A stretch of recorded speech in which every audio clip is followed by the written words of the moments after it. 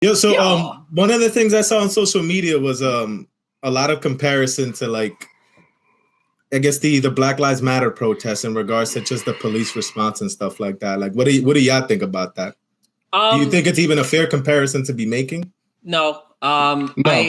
I don't think it's a fair comparison because it's just way different. See, when you come with the Black Lives Matter protests, it's weird because it's not just the Black Lives Matter protest. There are like so many parties and people and individuals involved that it's hard to pinpoint what was happening. And on one end, you see some cops kneeling. On other hand, you see some cops, cracking skulls. It was like, it's this nationwide thing that was, it wasn't coordinated. It happened independently in all these different places. So I don't think it's fair to say, be like, oh yeah, well, look at the police response here, where you're taking one isolated case and then you're comparing it to something that happened, actually not nationwide, worldwide, all over the place. And there's independent situations. You can't compare what happened to New York to what happened to Seattle, where they literally took over a neighborhood and burnt down a fucking police. Like, it's not comparable,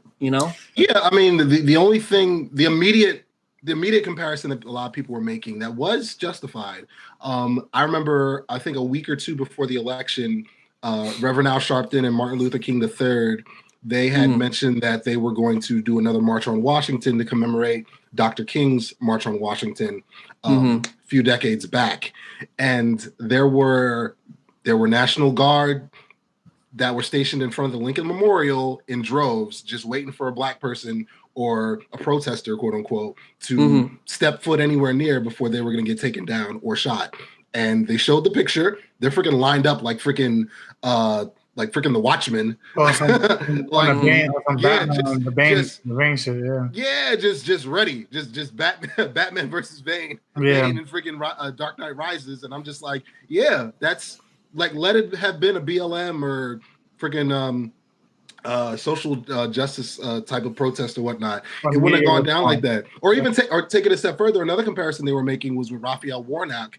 I think it was about 7 years ago. He brought a couple of members to just pray they pray for Congress in regards to, I think, Medicare or Obamacare or whatnot. And he got arrested. And this is now an elected senator of the United States. Yeah. At the time, it was just a reverend. He got arrested. Meanwhile, you got, again, Bass Pro Shop folk just roaming freely. Well, guess who's the commander in chief of the National Guard? 45.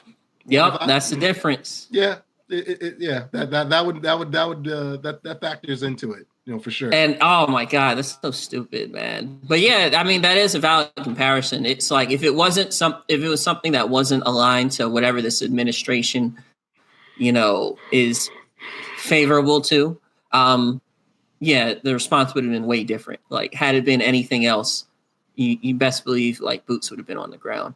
Yeah. But it's not like apples and apples to comparison. No, you're right on that. But the stormtroopers would have been out